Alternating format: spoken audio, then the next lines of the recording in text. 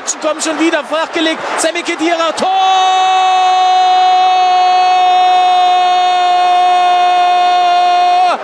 29. Minute, das ist Deutschland, von seiner schönsten Seite.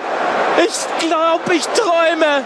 Es steht 5:0, 5:0 für Deutschland. Bitte, bitte, bitte, weckt mich nie mehr auf, wenn das ein Traum ist.